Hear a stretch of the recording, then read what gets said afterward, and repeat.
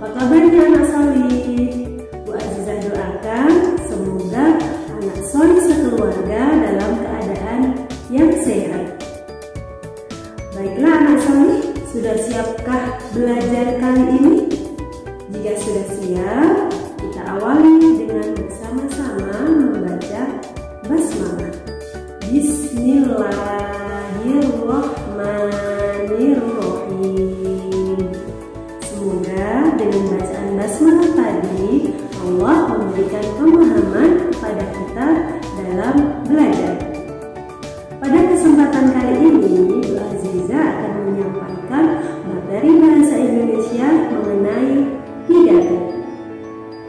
Ada yang sudah tahu apa itu arti pidato? Iya, biasanya pidato akan kita jumpai di sekolah, di balai desa, di masjid, atau di tempat acara. Pidato adalah kegiatan berbicara di depan umum, gunanya untuk menyampaikan informasi pada orang lain. Nah, sebelum berpidato, biasanya para pembicara akan membuat teks pidato terlebih dahulu, guna menyusun kerangka pidato yang akan disampaikan, supaya ketika menyampaikan pidato tidak menimbulkan makna ganda atau ambigu, sehingga pendengar memahami apa yang disampaikan oleh pembicara. Nah, video berikutnya akan menjelaskan tentang urutan ketika berpidato. Simak ya. Nah, sebelum mulai berpidato, kita usahakan untuk menyiapkan kerangka pidato terlebih dahulu. Apa saja sih yang harus kita siapkan? Yang pertama, kita harus menentukan tujuan pidato, kemudian kita harus memilih dan menyampaikan dengan kalimat yang benar. Yang ketiga, menganalisis pendengar dan suasana. Keempat, mengumpulkan bahan. Kelima, membuat kerangka. Keenam, menguraikan dengan mendetail. Dan ketujuh, melatih dengan suara nyaring. Nah, sebelum kita melakukan pidato, kita harus membuat kerangka dulu. Lalu, apa saja kerangka pidato itu? Ya, yang pertama terdiri dari pembukaan.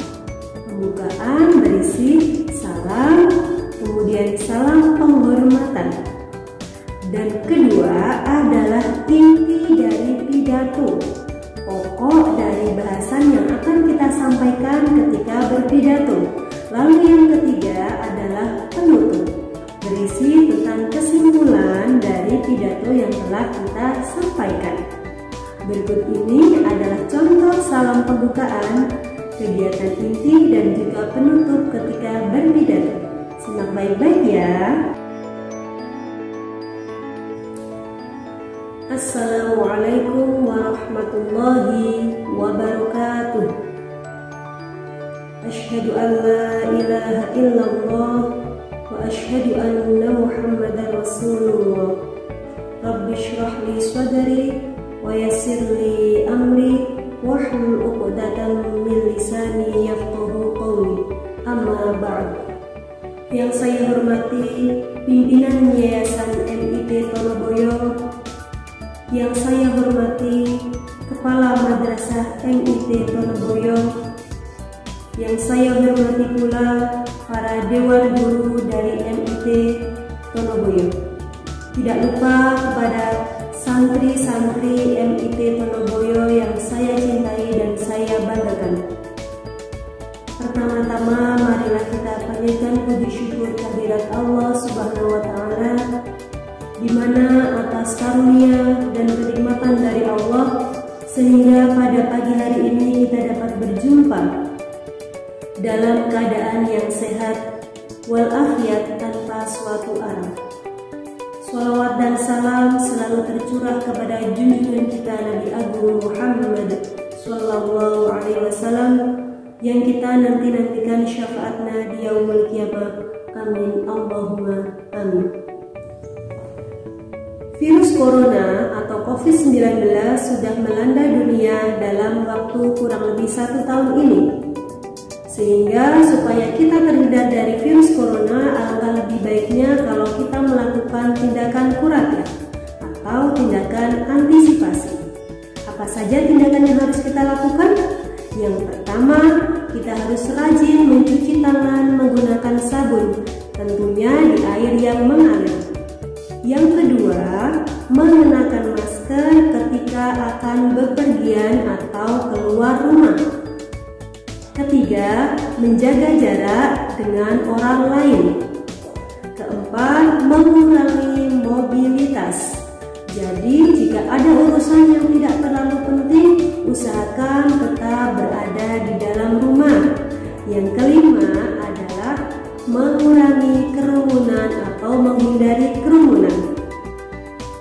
Demikian tadi pidato yang bisa saya sampaikan. Semoga dengan melaksanakan 5M tadi kita bisa terhindar dari virus corona. Saya akhiri. Assalamualaikum warahmatullahi wabarakatuh. Setelah kita mengetahui kerangka berpidato, nah kita juga harus tahu metode apa saja yang digunakan ketika berpidato. Metode dalam berpidato yang sering digunakan yaitu impromptu atau spontan, extemporan atau kerangka, naskah atau teks, dan menghafal. Adapun penjabarannya, metode impromptu atau spontan adalah membawakan pidato tanpa persiapan, yaitu hanya mengandalkan pengalaman dan wawasan. Kemudian yang kedua adalah metode extemporan, yaitu penjabaran kerangka, di mana berpidato dengan menjabarkan materi yang terpola.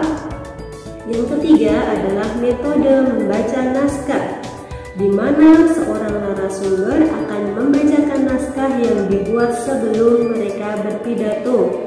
Dan yang keempat adalah menghafal tanpa teks.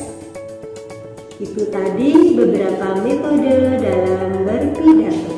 Nah, itu tadi materi tentang pidato yang Bu Aziza sampaikan.